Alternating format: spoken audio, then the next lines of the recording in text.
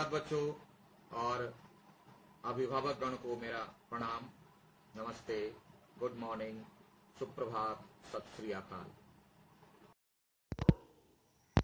तो चलिए बच्चों, निकालिए आप संचिता 3 कक्षा 7 थर्ड लैंग्वेज हिंदी लिटरेचर। ठीक है, उम्मीद है कि आप लोग अच्छे होंगे, पढ़ाई लिखाई चल रही होगी और कंटिन्यूटी बनी हुई है, प्रश्नों का सिलसिला जारी है, अध्ययन अध्यापन का सिलसिला जारी है। तो इसी क्रम में आज हम लोग नए पाठ को शुरू करते हैं, जिस पाठ का नाम है जंगल में फेसबुक, है ना। जंगल में फेसबुक, शहर में तो है ही, लेकिन जंगल में भी फेसबुक चालू होगा। अभी आप देख रहे हो कि पहले आपके पेरेंट्स मोबाइल छूने नहीं देते थे, और आज पढ़ाई का बहाना नहीं बल्कि सच बताकर नए नए मोबाइल खरीद कर दे रहे हैं बच्चों को कि लो पढ़ो। कहने का सिर्फ इतना है अर्थ कि जो भी हमारे सामने उपयोगी, शब्दों पर ध्यान देना, जो भी हमारे सामने जीवन के उपयोग से संबंधित साधन उपलब्ध हैं, उसका सदुपयोग करना चाहिए, दुरुपयोग नहीं। जिन बच्चों के पेरेंट्स या जो बच्चे इस लाइव क्लास के पूर्व, लॉकडाउन के पूर्व कभी भी मोबाइल हैंडल नहीं किया, उन्हें कितनी परेशानियां हुई। नेट नहीं खुलता है तो सर ऐसे नहीं होता है, तो ऐसे नहीं होता है, ऐसे हो जाता है। इट मीन्स अगर इस जानकारी को पहले से लेकर रखते तो परेशानी नहीं होती। परेशानियां होती कहां है? जहां हम बेजरूरत इस्तेमाल करते हैं, दुरुपयोग करते हैं, मिसयूज करते हैं, वही परेशानी है। खाना भी कितना ही सुंदर हो, बहुत सुंदर बना है, इसका अर्थ क्या है कि हम अपनी सीमा से बाहर खा लें? सदुपयोग कीजिए ना। यहां भी, और ऐसी बातों को, ऐसे सिद्धांत को कहते हैं साइंटिफिक पॉइंट ऑफ व्यूज, वैज्ञानिक दृष्टिकोण।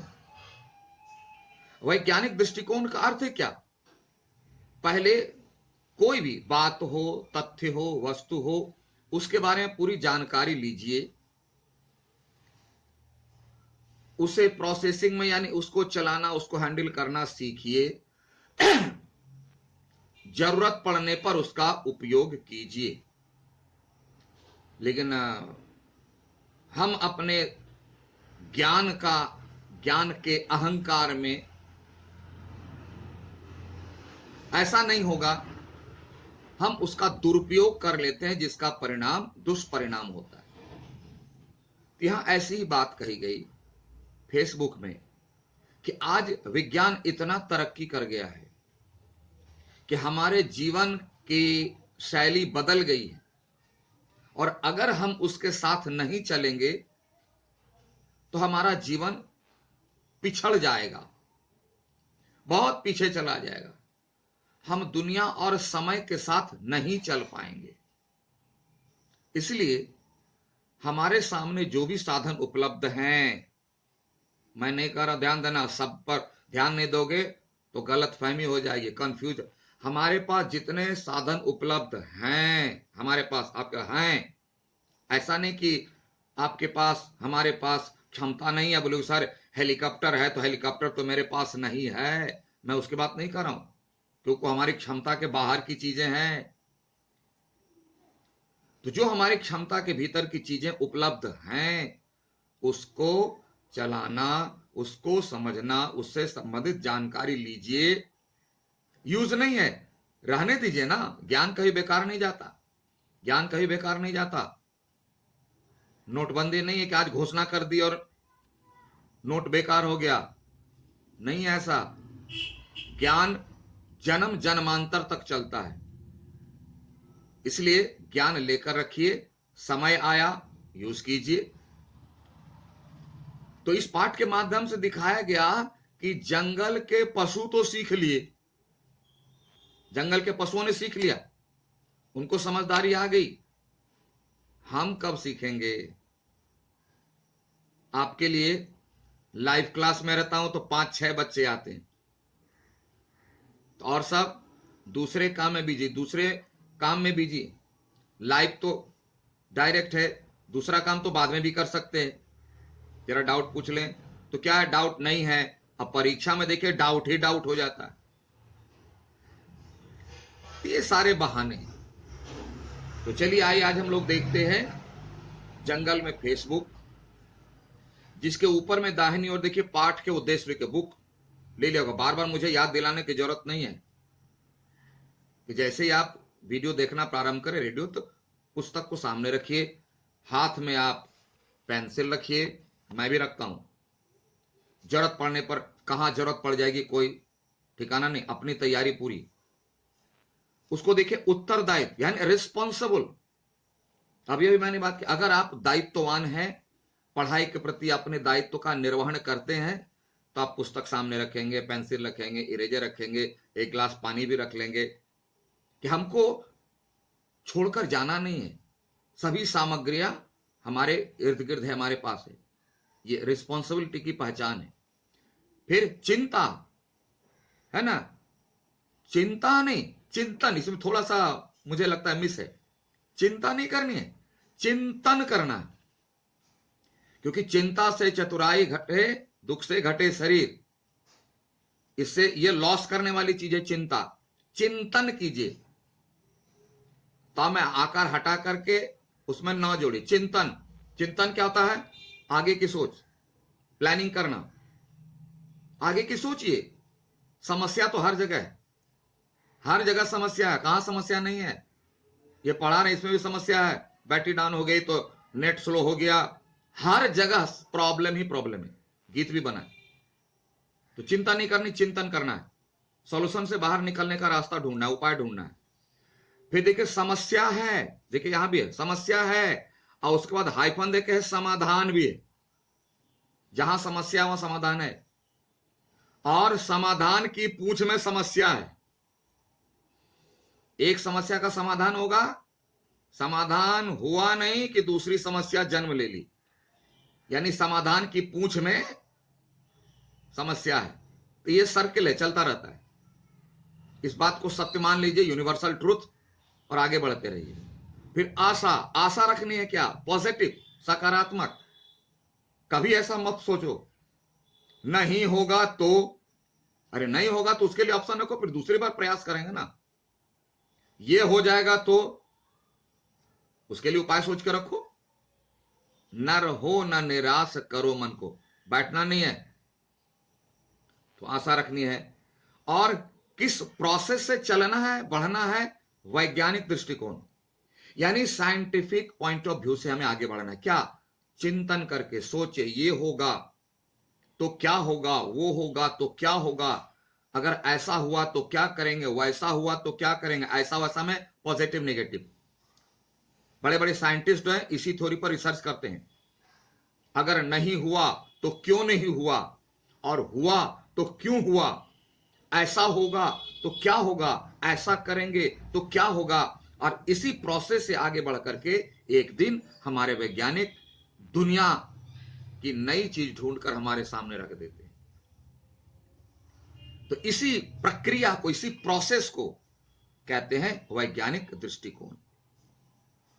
तो इस पाठ में भी देखेंगे लेखक ने जानवरों के माध्यम से हम मनुष्यों को समझाने का प्रयास किया गया कि देखिए जानवरों में भी फेसबुक चलाने की बुद्धि आ गई, सीख लिया।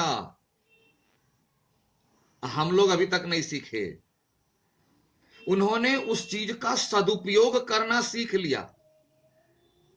हम लोग मनुष्य होकर उसका दुरुपयोग करने में लगे हुए हैं। मिसयूज करने में लगे हुए हैं। तो हमसे बेहतर कौन है या उससे बेहतर कौन है, जरा सोच लीजिए। चलिए आइए इस पाठ को हम लोग देखें। सुंदर वन में एक खरगोश रहता था। कहां? सुंदर वन में। नाम भी है सुंदर, मतलब बहुत खूबसूरत, वन मतलब जंगल, बहुत खूबसूरत जंगल, उसका नाम ही है सुंदरवन।